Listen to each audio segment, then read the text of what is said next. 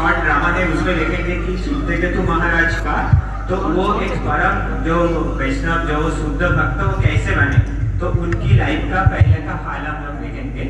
हम लोग अभी स्टेज पे देख रहे हैं कि चित्रकेतु महाराज वो बैठे हुए हैं, उनके साथ उनकी रानी बैठी हुई है, लेकिन वो लोग बहुत शौकग्रस्त हैं क्योंकि राजा अंगिरा मुनि के पास राजा के पास उनके पास पूरा साम्राज्य और खान ऐसा जो होने की बाद में भी उनका उसलिए राजा बहुत शौकग्रस्त थे। देखते हैं अभी क्या होता है।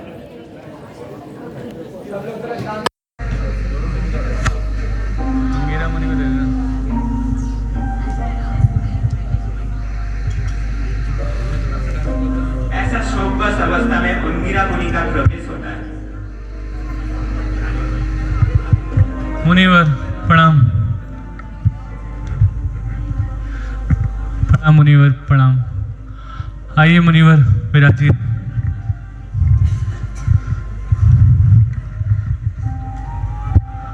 प्रणाम मुनिवर, आपके आते ही हमारे राज्य एकदम प्रफुल्लित हो गया मुनिवर। कल्याण वस्तु राजन। राजन तुम कैसे हो? अच्छे हैं मुनिवर। क्या तुम्हारे राज्य परिवार में सब अच्छे हैं? हाँ मुनिवर, सब आपकी दया मुनिवर। और तुम्हारे सैन्य बल एवं राज्य बल के बारे में बताओ राजन। क्या तुम्हारे सारे शत्रु शांत हैं? जी मुनिवर।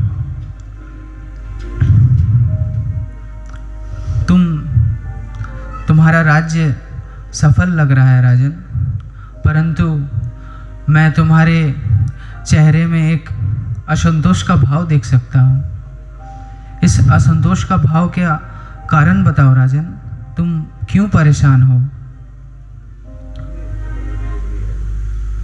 मुनिवर, जिस तरीके से शरीर में एक छोटा सा कांटा लगने पे सारे सुख सुविधा सारी संपत्ति फीकी लगती है, राजन उसी तरीके से सब विराट साम्राज्य होने के बाद भी पुत्र विहीन होने के कारण राजन हमारा पूरा राज्य में शोक की लहर है राजन। राजन मुनिवर, हम आपसे विनती करते हैं मुनिवर, कृपया कृपया हमें एक पुत्र प्रदान करने का आशीर्वाद दें।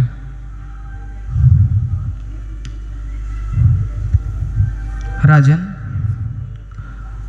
मैं देख सकता हूँ कि तुम्हारे पास पुत्र का वियोग है, पर वो पुत्र तुम्हारे सुख और दुख दोनों का कारण बनेगा। मुनिवर, सुख हाँ पुत्र होते ही हमारे जीवन उल्लास में भर जाएगा, लेकिन दुख का कारण तो मुनिवर हर पुत्र पुत्री होता ही है। कौन सी संतान अपने माता पिता को दुख प्रदान नहीं करती मुनिवर। मुनिवर, आप हमें कृपया करके एक संतान प्राप्ति करने का वरदान दीजिए मुनिवर। मैं सुख दुख तो है मुनिवर, आप प्लीज़ कृपया करके प्रदान करें। जो आज्ञा राजन।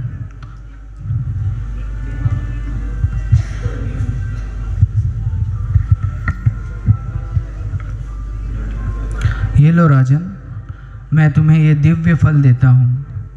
ये दिव्य फल तुम जिस रानी को भी दोगे उससे कोख में एक पुत्र होगा और वो उससे तुम्हें पुत्र सुख का लाभ मिलेगा।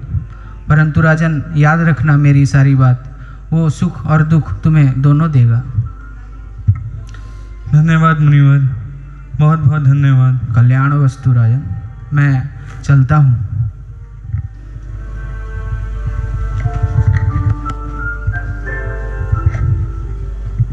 ऐसे करते अंगिरा मुनि प्रस्थान होने की बात अभी देखते हैं। अभी जो राजन है उनका 1000 पत्नियां थी, उनको अभी जो है दिव्य फल है वो उनका वो बड़े रानी को देते हैं। फिर बड़े रानी का संतान होता है, तो संतान होने के बाद अंगिरा मुनि का राजमहल का क्या हाल है हम लोग अभी देखेंगे।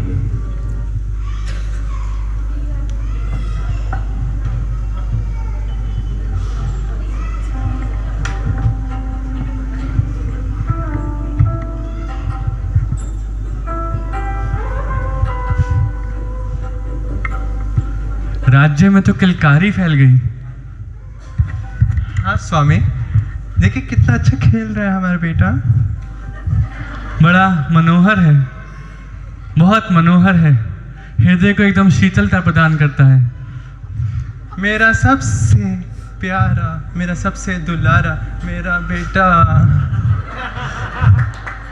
प्रिय रानी, तुमने मेरे को ऐसा सुख प्रदान किया है कि जन्मों जन्मों में तुम्हारा आभारी रहूंगा।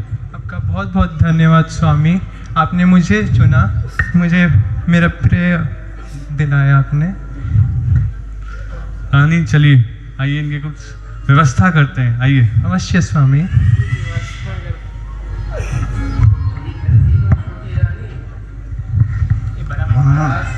बड़े रानी को हमारा तो लग रहा है कि हम लोग बाढ़ में फंसे हुए आए हुए हैं। एकदम सही बोल रहे हैं आप। हमें इसका तो कुछ करना होगा। ये जो भी है ये इस बच्चे की वजह से है। बड़े रानी ने बच्चा प्रदान किया, इसीलिए हमें महाराज प्यार नहीं कर रहे हैं। आप एकदम सही बोल रहे हैं। हमें इनका कुछ करना होगा। मेरे पास एक योजना है, क्यों ना हम इस बच्चे को ही खत्म कर दें। ये क्या खत्म कर दें? हाँ, इस बच्चे को अगर हम खत्म कर देंगे तो राजा हमें फिर से प्यार करने लगेगा। आप विष लेके आइए, हम देखते हैं कुछ करते हैं। आप विष लेके आइए। बेटे इधर आओ, आओ अपनी माता के पास आओ बेटे। अब चलो हम आपके माता आपके लिए शरबत लाइए, आप इसे पीजिए बेटे। आप अच्छे से खेलिए बेटे, हम लोग आ रहे हैं आपके पास फिर से, ठीक है? चलिए।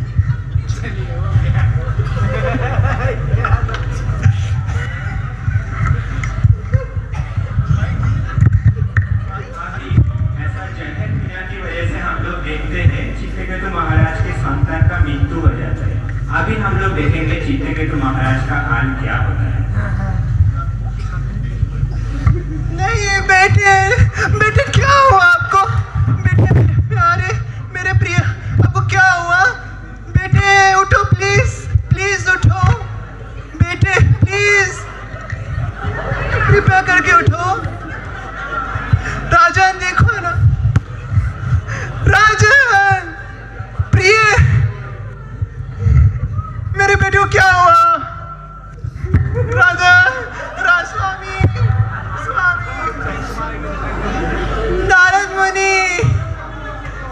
नारद मुनि, राजा स्वामी, आप संभालिए अपने आप को। देखिए क्या हो गया मेरे प्रिय को।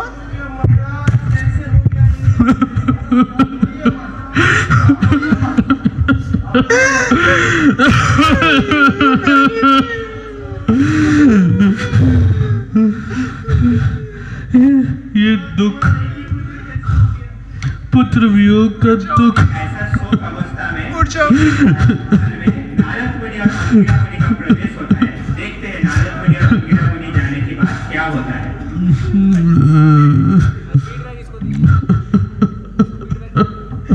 स्वामी, नारद जी और अंगिरा मुनि जी आए हैं, कृपया अपने आप को संभालिए। प्रणाम मुनिवर। नारायण नारायण। राजन, तुम शोक क्यों कर रहे हो?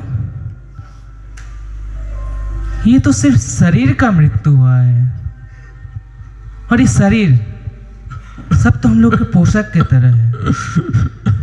जैसे हम लोग हर दिन नए नए पोशाक परिधान करते हैं और त्याग करते हैं, उसी तरह ये शरीर जो आत्मा पहनते हैं और त्याग करते हैं, और वो आत्मा जो भगवान का अंश है, जिसको ना अस्त्र शस्त्र से नष्ट किया जा सकता है और ना ही अग्नि से जलाया सकता है, ना पानी से उसको भिगाया सकता है, और ना ही उसको हवा से सुखाया जाता है।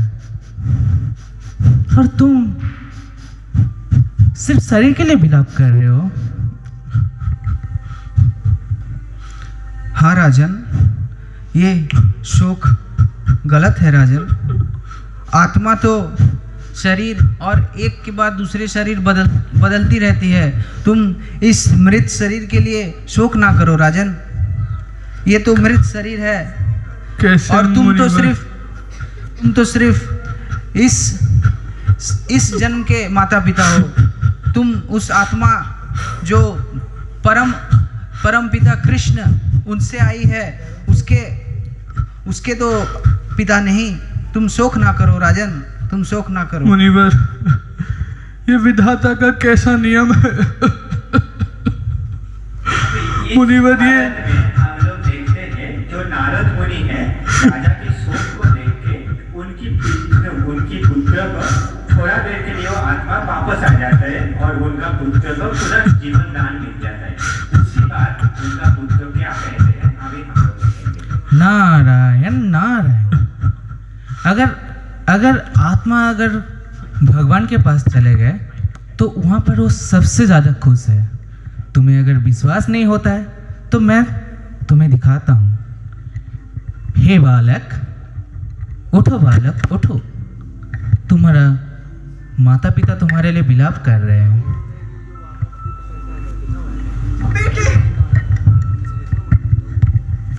बेटे मैं प्रिय आ एक- गए आप।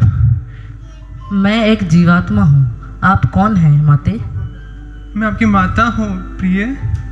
पर मेरे तो परम पिता और माता श्री कृष्ण और श्रीमती राधा रानी हैं। पर मैं भी तो आपकी माता हूँ प्रिय। ऐसा ना कहें, मैं एक जीवात्मा हूँ। मेरे अनेक जीवनों में अनेक माता पिता हैं। आप मेरे किस जीवन के माता हैं?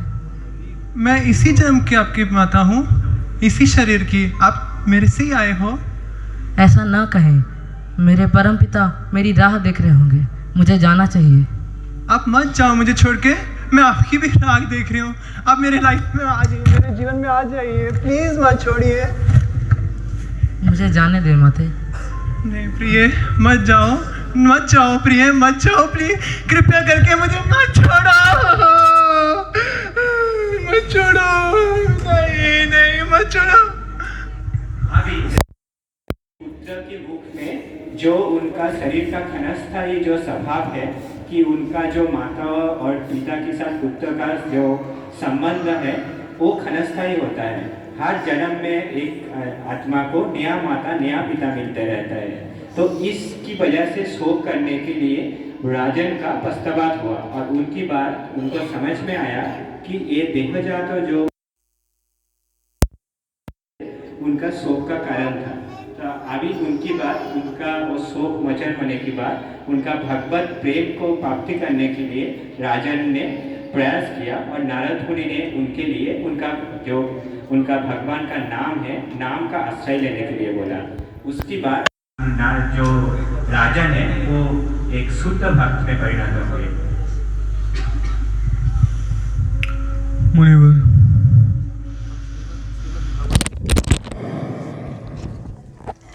धन्यवाद मुनिवर, आपने ये दिव्य कार्यकलाप करके मेरे में ये दिव्य ज्योति प्रदान करी। मुनिवर, मैं आपका बहुत आभारी हूँ। मुनिवर, आपने मुझे कैसी संतान दी जिसने मुझे आत्मज्ञान का बल दिया। धन्यवाद मुनिवर। हाँ राजन, धन्यवाद मुनिवर।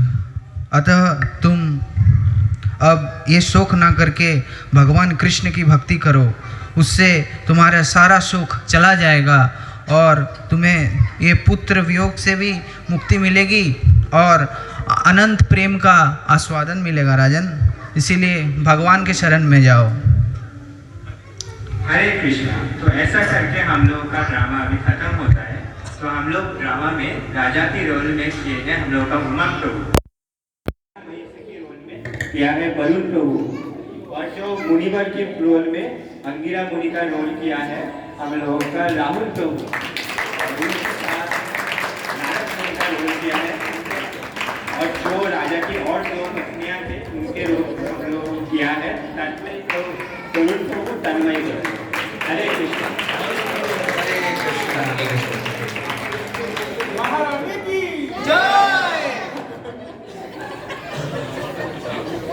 और पूरा ड्रामा डायरेक्ट किया है हमारे सायन प्रभु।